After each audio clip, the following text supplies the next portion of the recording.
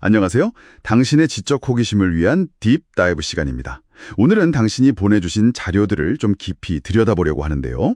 인간의 욕심이 죄랑 어떻게 연결되는지, 아담의 타락과는 또 어떤 관계인지, 그리고 이게 다 하나님의 큰 그림 안에서 어떤 의미가 있을지 한번 파헤쳐 보겠습니다. 네, 반갑습니다. 보내주신 자료 보니까 창세기부터 야고보서, 요한일서까지 다양하더라고요. 단순 요약보다는 이 욕심, 자유의지, 또 하나님의 사랑, 그리고 그 창세전 계획이라는 좀 복잡한 개념들이 어떻게 맞물려 돌아가는지 그 핵심 고리를 찾는 게 중요할 것 같습니다. 좋습니다. 그럼 바로 본론으로 들어가 볼까요? 이 자료들에서 공통적으로 지적하는 시작점이 바로 욕심이더라고요. 야고보서 1장 14절이죠. 시험 받는 게 하나님 탓이 아니라 자기 욕심에 끌려 미혹되기 때문이라고 딱 짚어주잖아요. 그렇죠. 그리고 바로 다음 구절에서 그 욕심이 자라면 죄를 낳고 죄가 커지면 결국 사망에 이른다고 경고하고요. 그러니까 자료들은 이 욕심을 문제의 근원, 딱 그 시작점으로 보고 있는 거죠. 아담의 경우를 보면 이게 더 확 와닿는데요.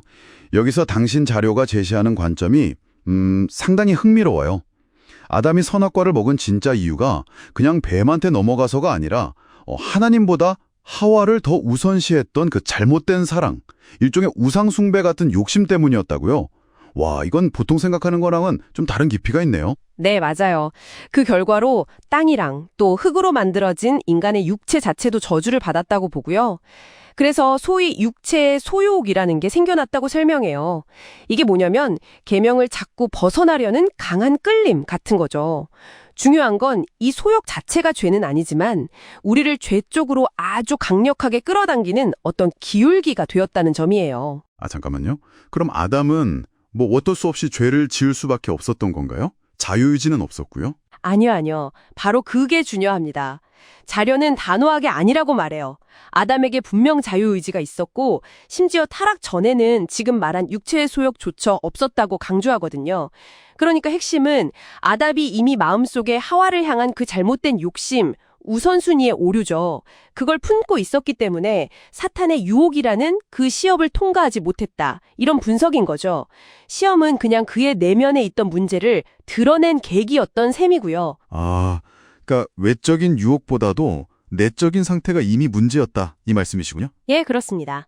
만약 아담이 하나님의 사랑을 정말 제대로 알았다면 그 사랑의 힘으로 그 잘못된 욕심을 이겨낼 수 있었을 거라고 자료는 주장해요.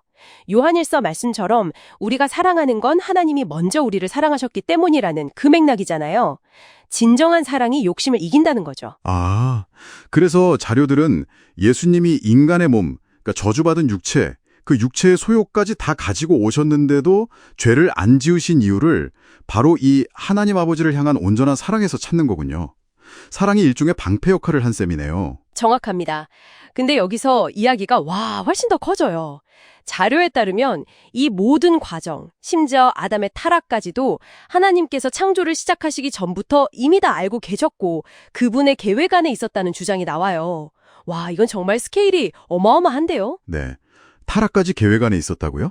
그럼 하나님이 타락을 일부러 시키셨다는 건가요? 그 지점에서 자료는 좀 신중하게 접근해요.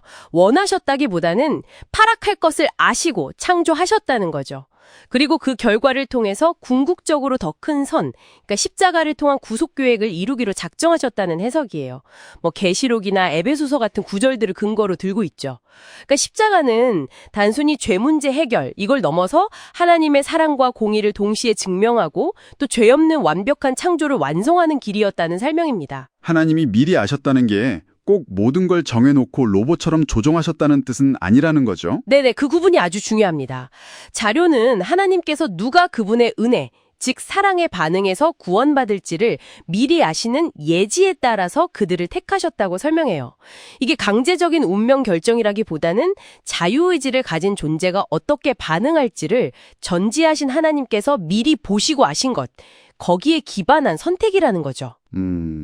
그렇다면 아담의 타락이 하나님의 그 큰 계획에 꼭 필요했던, 필수적인 요소였을까요? 자료는 뭐라고 하나요?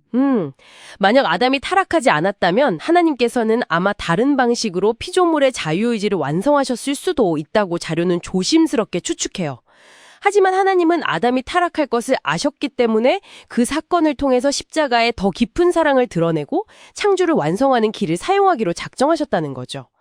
결국 아담의 이야기는 단순히 한 개인의 실패담이 아니라 하나님의 더 크고 궁극적인 구원 계획을 이해하는 아주 중요한 열쇠가 되는 셈입니다. 아담과 하와의 관계가 그리스도와 교회의 관계를 미리 보여주는 예표가 된다, 이런 상징적인 해석도 덧붙이고요. 네.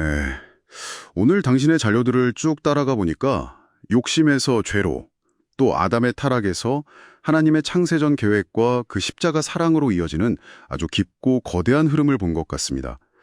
인간의 욕심과 하나님의 사랑, 또 자유의지와 하나님의 주권이라는 어쩌면 영원히 계속될 것 같은 그 긴장 관계를 살짝 엿본 기분이네요. 맞습니다. 자료들이 결국 가리키는 방향은 그거죠. 하나님의 사랑을 깨닫고 그 사랑에 반응하는 것이야말로 욕심과 죄를 이기고 진짜 자유로 나아가는 길이라는 것. 그리고 이 모든 여정이 그냥 우연히 벌어진 게 아니라 영원전부터 시작된 하나님의 계획 안에 있다는 그런 엄청난 시각을 제공해 주는 것 같습니다. 자, 오늘 딥다이브를 마무리하면서 당신에게 이런 질문을 한번 남겨보고 싶습니다. 만약 하나님께서 모든 것을 미리 아시고 계획하셨다면 바로 지금 이 순간 당신의 선택과 욕망은 그 거대한 계획 안에서 과연 어떤 의미를 가질까요? 아마 이 질문에 대한 당신만의 답을 찾아가는 과정이 또 다른 아주 흥미로운 탐구가 될지도 모르겠습니다.